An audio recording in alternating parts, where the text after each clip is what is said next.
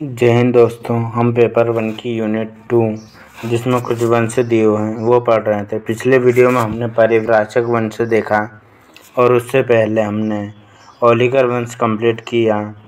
इस वीडियो में हम देखेंगे उच्च कल्प वंश। यह हम सारांश की PDF ललित बैरागी सर के मार्गदर्शन में मिली है, उसी से हम पढ़ रहे हैं तथा उसे ट्रिक के माध्यम से याद कर रहे हैं। तो आइए दोस्तों, अब हम शुरू करते हैं। हम देखेंगे उच्च कल्पवंश। उच्च कल्पवंश में हम परिचय देखेंगे, जानकारी के स्रोत देखेंगे, संस्थापक देखेंगे, राजधानी देखेंगे, प्रमुख शासक तथा परीक्षा उपयोगी कुछ तथ्य देखेंगे।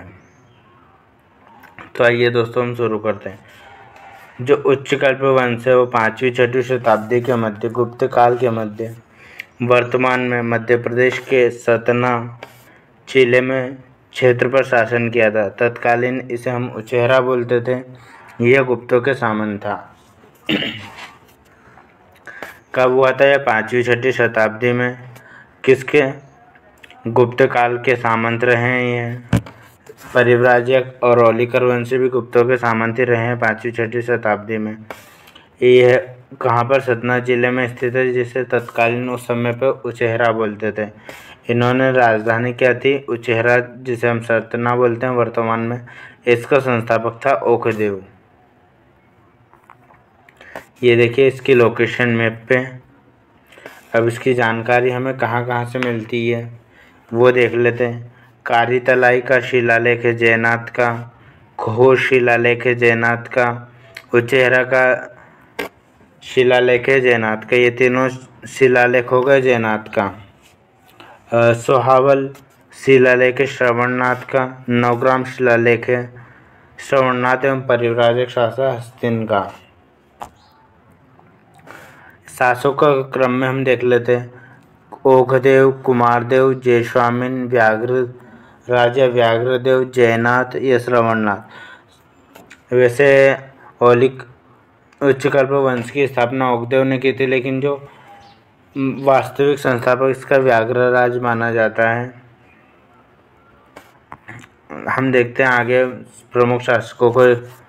ओघदेव उच्च कल्प वंश का प्रथम शासक था। इसकी राजधानी उचेहरा थी। यह गुप्तों के सामंत थे, अर्थात गुप्तों के अधीन काम करने वाले थे या साथ करने वाले काम थे। अगला हमारा व्याघ्रदेव, मेन शासक पढ़ रहे हैं हम। यह उच्च कल्पवंशी शासक था। इसका नाम कहाँ? उल्लेख करने वाला अभिलेख नचना व गंज से प्राप्त हुए हैं।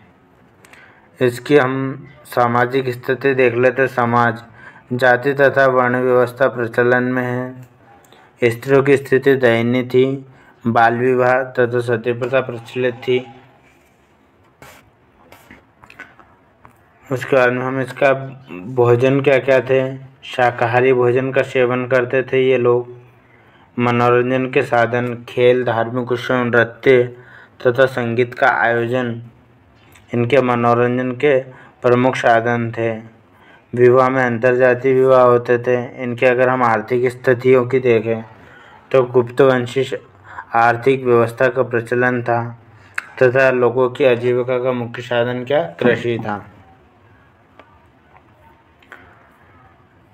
देखो हम एक बार रिवीजन करते हैं इसको। उच्च कल्पवंश 5वीं 6वीं शताब्दी में उचेहरा, जो कि वर्तमान सतना में है, तत्कालीन हम उचेहरा बोलते थे। यह गुप्तों के सामंत रहे हैं। संस्थापक इसका ओखदेव था।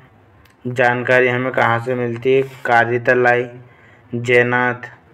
तलाई होती है वहाँ पे नाथ, मतलब नाग बाबा रहते हैं, तो तलाई में क्या नाग बाबा रहते हैं। तो कारीतलाई अभिलेख क्या? जयनाथ का। खो जाते हैं हम किसी की, जैसे हम किसी की भक्ति करते हैं, किसी भगवान की जय बोलने में खो जाते हैं, तो खो अभिलेख किसका? शिलालेख किसका है?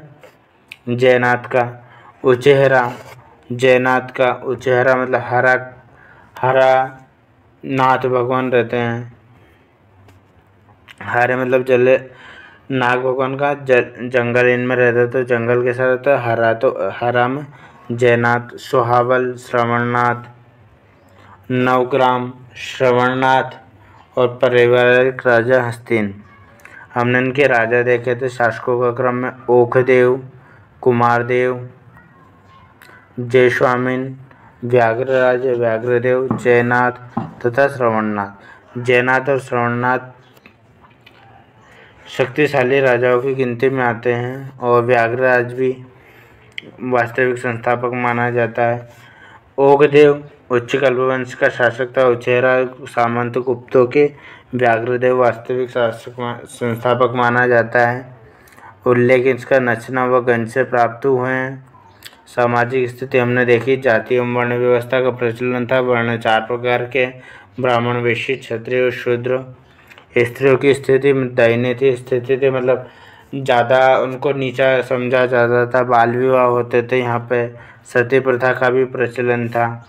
ये चीज़ आपको पता है, हम रिवीजन के तौर पर ये जल्दी में कर रहे हैं, उतना समय बचा नहीं है। भोजन, शाकाहारी भोजन का सेवन करते थे। मनोरंजन के लिए क्या करते थे? खेल, धार्मिक उत्सव, नृत्य तथा संगीत का आयोजन करते थे। विवाह कैसे होते थे? इनमें अंतरजातीय विवाह होते थे। आर्थिक स्थिति हम देखें तो गुप्त वंश आर्थिक व्यवस्था का प्रचलन था। कृषि, लोगों की आजीविका का मुख्य साधन कृषि था। अब हम परीक्षा उपयोगी कुछ तथ्य देख लेते हैं।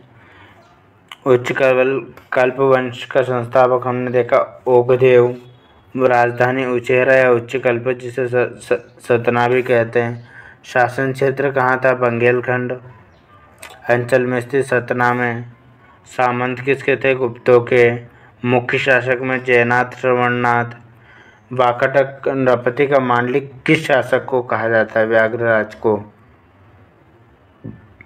इस वंश का अंतिम शासक श्रवणनाथ या सर्वनाथ था।